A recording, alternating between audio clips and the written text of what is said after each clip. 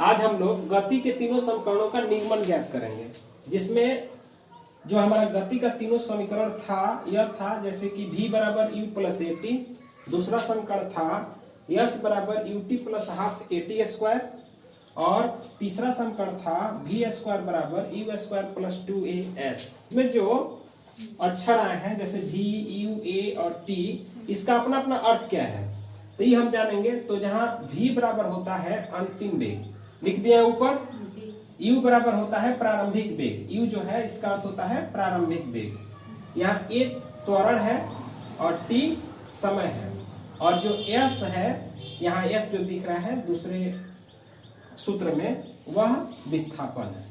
समझ आ रहा है। तो सबसे पहले हम लोग जो पहला गति का जो पहला समीकरण है v बराबर u प्लस ए टी, इसका हम निगमन करेंगे। तो चलिए देखते हैं हम लोग। तो यह v बराबर u प्लस ए टी जो है यह मुख्य रूप से सूत्र है त्वरण। त्वरण बराबर, तो क्या होता है त्वरण बराबर?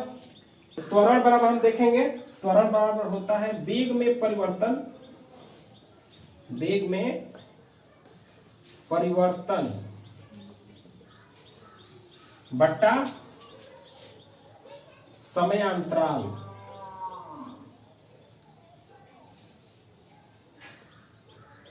ठीक है, ऐसे हम लोग त्वरण की परिभाषा पढ़ चुके हैं कि त्वरण किसे कहते हैं, वेग में परिवर्तन की दर को हम त्वरण कहते हैं। और त्वरण बराबर होता है वेग में परिवर्तन बट्टा समयांतराल। समयांतराल माने समय, उस वेग परिवर्तन में जो समय लगता है जिसको हम लोग t से दिखाते हैं। ठीक है ना। और यहाँ पर देख रहे हो कि त्वरण क्या है, a है, और वेग में परिवर्तन, तो वेग में परिवर्तन निकालने के लिए हम लोग अंतिम वेग में से प्रारंभिक वेग को घटा देते हैं, यानी v माइनस यू। तो इसी को हम लोग देखेंगे। इसमें हम त्वरण बराबर जो वेग में परिवर्तन बटा समयांतराल है इसके मान को रखेंगे। क्या है त्वरण, क्या है, ए को दिखा रहा है समय यानी समयांतराल, जो समय अंतराल है वह t को दिखा रहा है, और वेग में परिवर्तन माने अंतिम वेग में से हम प्रारंभिक वेग को घटा देंगे तो प्राप्त होगा। समझ में आ रहा है। तो यहाँ पर हम क्या करेंगे, लिखेंगे या a बराबर वेग में परिवर्तन यानी v माइनस यू बट्टा t, ये ना होगा, या हम इसे लिख सकते हैं या, यहाँ पर t हम देख रहे हैं नीचे है यानी भाग में है, तो यह दूसरे पक्ष में किस में हो जाएगा, गुणा में, तो हम इसको गुणा में कर देंगे, या ये होगा A T equal v minus you.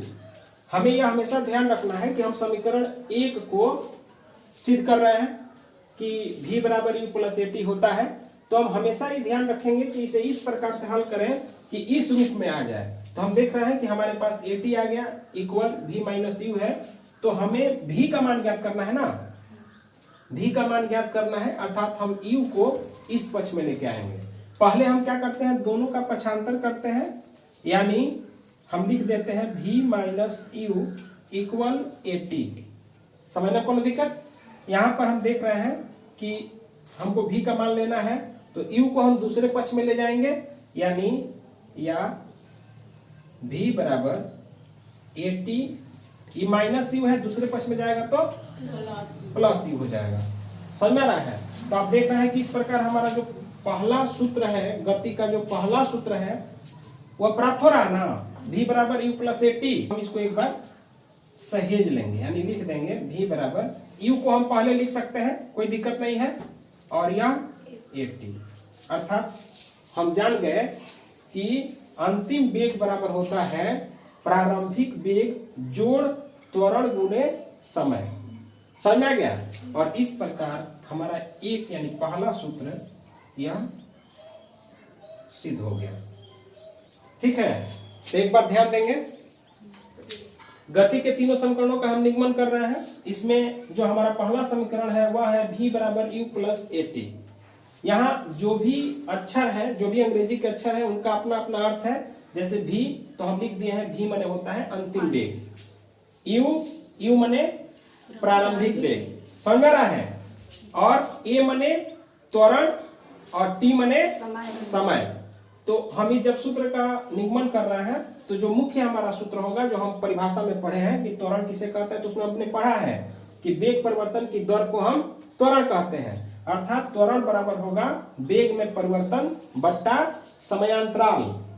समयांतराल माने अंतिम समय में से प्रारंभिक समय हम घटाते हैं, यानी t2 - t1, जहां उसका अर्थ होता है t यानी समय। तो हमने इनके संकेताक्षरों को रखा है, या त्वरण माने a बराबर वेग में परिवर्तन यानी v - u बाई t, या हम देख रहे हैं कि यहाँ t क्या है, नीचे है ना, तो हम क्या करेंगे, इसका क्रॉस मल्टीप्लाई करेंगे, अर्थात यह होगा at इक्वल v - u।